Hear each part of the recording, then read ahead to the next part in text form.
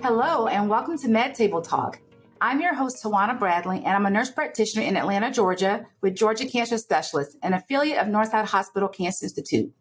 Today, we're going to be discussing the evolving role of biomarkers in non-small cell lung cancer, and I'm thrilled to have with me two of my esteemed colleagues, Rashida Persinger and Blanca Ledesma. Rashida, please take a moment to introduce yourself. Hi, everyone. My name is Rashida Persinger. I am the lead nurse practitioner at the Sidney Kimmel Cancer Center in Washington, D.C., affiliation with Johns Hopkins Systems. And Blanca, please tell us a little bit about yourself. Hi, my name is Blanca Ledesma, and I'm a nurse practitioner at UCLA Hematology Oncology in Santa Monica, California, and I have a focus in thoracic malignancies. Thank you guys for being here. So as you all know, we're some exciting times in non-small cell lung cancer. In the last decade or more, we really had some really great advances in terms of molecular identification that's really allowed us to enter in this space of lung cancer where we now have personalized medicine, or what we call precision-based medicine. And while we know that we have these biomarkers, we know that everyone doesn't have that opportunity to have targeted therapy. So in today's session, we're going to be discussing ways that we can encourage collaboration, communication, and care. It wasn't too long ago when we realized that we thought KRAS was a non-actionable mutation, and now we actually have two drugs. Many of our patients aren't given that opportunity for targeted therapy because biomarker testing is not done consistently according to guidelines. And I know we've had these discussions before. We talked about our nurses and the role that they play, right? We're the heart of medicine where we truly get to connect with our patients. We help advocate for them. We also encourage them to be health literate. And I think that's really important in today's era. And so today we're really going to dive deep into these biomarker discussions and how we can truly make an impact on our patients. And I want to hear more from you guys, Blanca and Rashida. Tell me a little bit about how does it run in your clinic? Tawana, that's a great question. At our institution, when patients are diagnosed and have a non-small cell lung cancer histology, we are doing NGS testing for patients in earlier stage disease as well for potential neoadjuvant and adjuvant treatment. So we do have a great system in place at our institution, but depending on our patient population and how they come into us, we get a lot of referrals and that their route of diagnosis may have been a little differently. So we do have to go back where they came from and obtain those specimens if they haven't had that NGS panel and have that communication process with those pathologists, those providers, and ensure that they do have those NGS testing done. I think it's similar in our institution as well. You know, for our institution, there's not automatic reflex testing. So it's not where any patient that has a lung cancer or adenocarcinoma diagnosis, it doesn't automatically reflex. We are still required to follow up with our pathologist, which we have a great communication with, either from our interventional pulmonologist or our thoracic surgeon, and definitely the medical oncology team and office. In our practice as well, as Blanca has stated also, any patient that comes in for a consult, whether it is their first time entering our system or if they're coming for a second opinion, if we do not have complete NGS testing in that advanced and metastatic state, we are requesting for a complete panel to be done simultaneously while we complete our workup. But I think it's fair to say that there's no single standard platform that we're all using. There's nothing universal. And depending on if you have in-house testing, commercial labs, looking at some of these tests may be simple to really highly complex. And then you look at the lingo, right? I think regardless of whatever methodology we're using, it needs to be universal and it needs to be in simple, easy language that we can understand so that we can disperse that information to our patients. So in today's episode, we'll be discussing testing guidelines and best practices. So we'll review our CAP guidelines and our NCCN guidelines. We'll also look at strategies for team collaboration. And then we'll also address barriers to testing, including in diverse populations. But before we get into that, we actually have a wonderful special guest here with us today, Dr. Lauren Ritterhouse. She specializes in diagnostic and molecular genetic testing and pathology at the Center of Integrated Diagnostics at Mass General Hospital. Welcome, Dr. Ritterhouse. Yes, welcome. Thank you so much for having me. This is a topic that's near and dear to my heart. Yeah, so we want to find out a little bit, more from the pathology side. What is it like at your institution in terms of biomarker testing? Are you guys doing reflex testing? And then what about the turnaround time? It's taking us on average about 14 to 21 days to get some of these results back. And as you know, time is of the essence with these patients, right?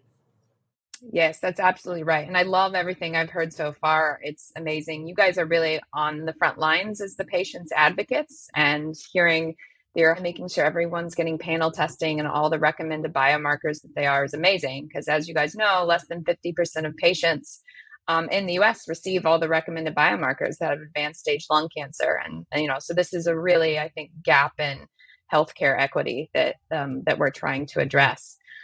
So I think, it's tough. I think the most important thing that you guys have addressed is communication, right? Understanding close communication with your pathologists, with your laboratories. And it's different whether you have in-house testing or send out testing, but figuring out what's the workflow, how do I get this testing done? We do not do reflex testing at my institution. That has to do with local state policies that prohibit reflex testing to the laboratory that's in-house. But we have close communication with our thoracic oncology colleagues, and make sure that we get all the testing that's done. We actually have two separate pathways in regards to the turnaround time. So for our advanced lung cancer patients, we have a rapid testing program that's more single gene based tests. So we try to get EGFR results within 24 to 48 hours of a biopsy, and then some other of the single gene based tests that we can get back very rapidly. So at least if those are positive, the patient can start therapy. And if they're negative, then we can wait for the larger NGS panel. So we kind of take a combined strategy of, a faster single gene test to get results quickly, as well as doing the more comprehensive NGS panel that takes, maybe 2 weeks turnaround time to get the results. Do you think there's a difference in terms of community practices versus academic and rural practices in terms of ordering tests and biomarkers? Absolutely, right. I think the number of biomarkers that patients are receiving is less in community and rural practices than at the academic centers, right? I think some of it has to do with having in-house testing. You might not have a molecular pathologist, down the hall from you, right? And so I think there's a bit of a disconnect sometimes when the testing is done at a laboratory outside of your practice or your institution. So coming up with best practices just to make the guidelines easier to understand, to follow, and then actually easier to order the tests. Like how can we do that as a community? I think is a really big priority. Yeah, I totally agree. I think for me, being on this side, having to make these decisions and truly understand what biomarkers I need, what are ones that are more common and ones that are less common. And so we look to our guidelines to help us with that. I know that EGFR is, one of the most common ones, but now we have things like ROS1, BRAF, and KRAS, and of course, everyone knows about PD-L1. We know that we have our NCCN guidelines that tell us the most commonly observed biomarkers are your EGFR, ALK, ROS1, BRAF, KRAS, and PD-L1. The less common ones we see are RET, MET, exon 14 skipping, and then NTRK. But we also know that there are other emerging biomarkers. And again, like you said, this can be very overwhelming, not only for the patients, but us as clinicians trying to keep up. And there's high-level MET amplification in ERB2 or HER2. So are there ones that you guys focus more on when you see it? I know you say you have that rapid test. Tell us a little bit about more in terms of when we're trying to make these decisions, and particularly maybe if you don't have enough tissue. I think Blanca called it the other day, tissue is the issue. So what would you recommend in terms of that? Yeah, absolutely. Say, how many genes names did you just have to go through right there? Like, the list is becoming so large and comprehensive that really the most efficient way to cover all these is through like a large target NGS panel, right? Because you can get basically all these biomarkers except for maybe PD-L1, right? You still need a separate IHC test for that. But that is really the most efficient way to be very comprehensive. But, sometimes you can't get it for whatever reason, or there's not enough tissue. So, there's also liquid biopsy is a great option for patients that don't have enough tissue. A lot of those large NGS panels cover the majority of these targets. And then sometimes if we have very scant tissue, you just have to prioritize, right? Does the patient have a heavy or light smoking history? if I can only do maybe EGFR and one or two other tests, what is based on the patient's clinical presentation, what can we kind of prioritize with limited tissue? So there's some triaging and medical priority decision making of the test ordering. But if you can, and you have the ability and you have the laboratory to send it to, and you have enough tissue, a comprehensive NGS panel is the way to go, because this list isn't going to be done, right? There's going to be more added to it every single year. Now, I know we've looked at some of the recommendations from NCCN, but we have our CAP, our College of American Pathologists, which I'm pretty sure you're very familiar with, Dr. Ritterhouse. They also have some recommendations in terms of testing, and their must test and recommended broad molecular profiling consists of EGFR, ALK, the things we've already discussed, ROS1, BRAF, KRAS, RET, HER2, and TRK. And then again, those emerging markers of MET and high-level amplification. So again, it's a lot for us to keep up with. And we really need to truly find ways that we can truly be able to get this out to disperse to our nurses and our APPs who are really truly having these heart-to-heart discussions with our patients and trying to help them just even tease out their disease so we can make sure that we're making the best treatment decisions for them. As nurses, how can we advocate for our patients, but at the same time be respectful of practices in places if they only have hotspot or limited testing? What can we do more in terms of advocating for our patients in terms of making sure we get this testing done? I think the first thing that we've kind of all talked about, right, is education. And so when our patients talk to us or they're calling with questions because maybe only hotspot was done, I think is that time when we can just provide literature in terms, I think longevity is a great resource as it relates to different biomarker testing and what should be tested. And so therefore we're educating our patients. In order to educate our patients properly, I go back to what I said earlier, is that we have to ensure that we are including our oncology nurses in educating them on the importance of biomarker and not just chemotherapy. Because if we don't do that, when our patients are asking them questions, then they don't know how to respond. It's not like we're trying to have them to dictate what treatment is, because maybe it was discussed in a meeting with their oncologist. Or maybe, as Dr. Ritterhouse said, maybe there was not enough tissue to do a complete panel, but if we're educating our patients so that they feel empowered to talk with their oncologist or their APP, I think that's another way where we continue to advocate for our patients in the same instance of being respectful of our individual practices. Absolutely. And it's important. And as nurses, we're in such a great position to educate and empower our patients and also educate them on different modalities. Some patients are very well informed, but others maybe not. And that's our ability to educate them and provide them that information that they do have other options to complete the evaluation and have that full NGS testing in a liquid biopsy format. Dr. Ritterhouse, just before we let you go, when should a test be repeated? This is a great question. And I think this comes up a lot with liquid biopsy. Liquid biopsy is amazing if you get a positive result, right? If you find an EGFR, if you find an ALK fusion, it's amazing. But if you don't find a driver alteration, you really can't stop there. You gotta go for a tissue biopsy, and you gotta go for a comprehensive NGS panel. And similarly, if you do just a hotspot or a limited couple of genes testing and you don't find a driver alteration, maybe think about rebiopsying the patient if you can and get more tissue, right? Because if you're not getting the proper look at what's driving the tumor, you're missing out on potential treatment options. So, if you find a driver alteration, a KRAS, an EGFR, all the ones that we've been talking about, then I think you're good to go. But if you don't find anything, I think it's really good to keep pressing until you can get a comprehensive test result. Well, we want to thank you, Dr. Ritterhouse, for your time today. We really appreciate you. Thank you. Thank you so much for having me.